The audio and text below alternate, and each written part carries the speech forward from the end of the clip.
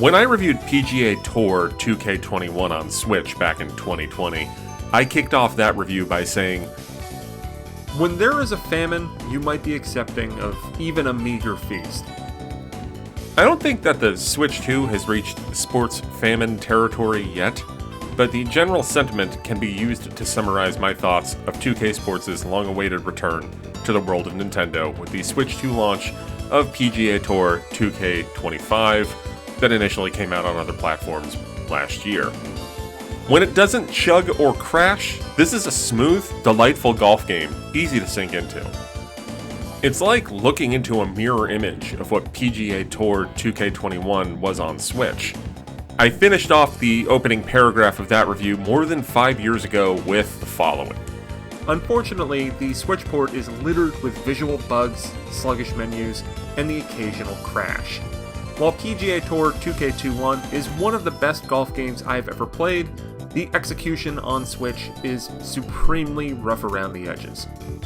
To a degree, there's a solid chance that I could just do a find replace on that old review, and it would probably work totally fine to represent what this Switch 2 version is.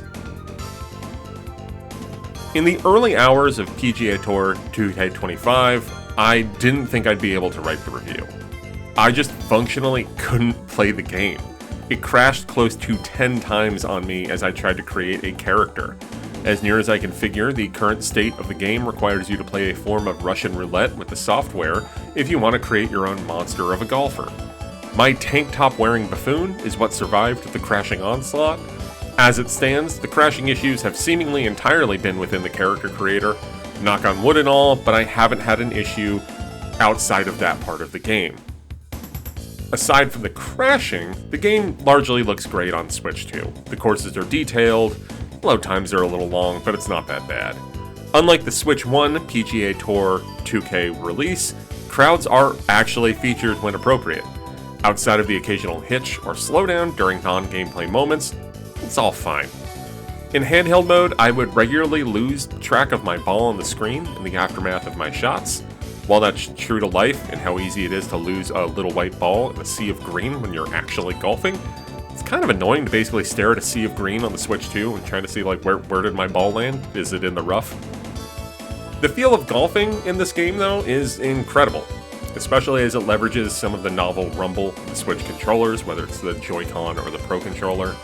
While you can do the old 3-click swing of classic golf video games, I gravitated towards the mode where you flick the right stick down and up to mimic the swing of a club.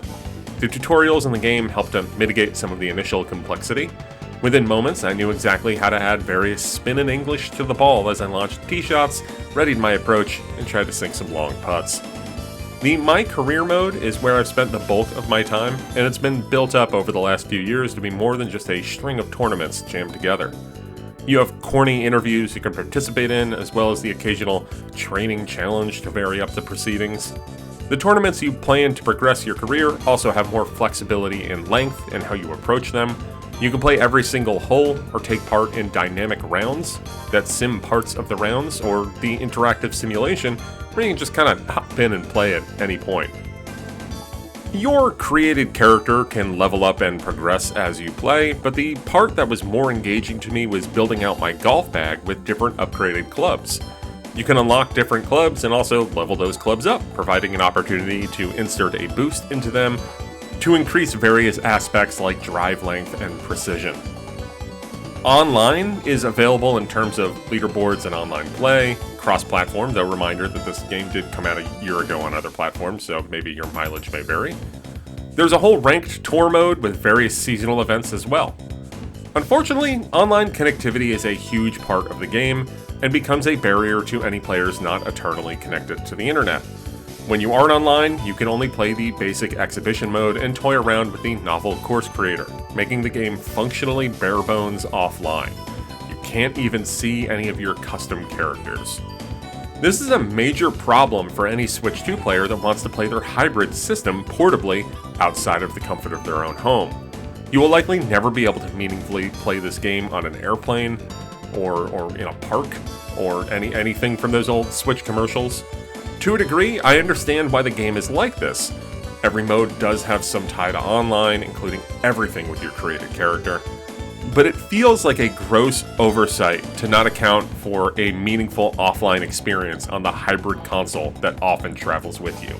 The only saving grace is that, in my experience, when I removed an active game from the internet, it did do a real good job of saving my progress mid-round, so there's that. Regardless, PGA Tour 2K25 is a fantastic golf game, possibly the best feeling and most realistic golf game I've ever played. On Switch 2, it has so many compromises though, and I can earnestly only recommend this game to a specific type of player, the Switch 2 gamer who doesn't own another platform and never leaves their house. It has frustrating technical issues and is little more than a crappy demo when you're not connected online. It's impressive to see PGA Tour 2K25 run well on a Switch 2, but you're better off golfing with this game on a platform it was actually designed for.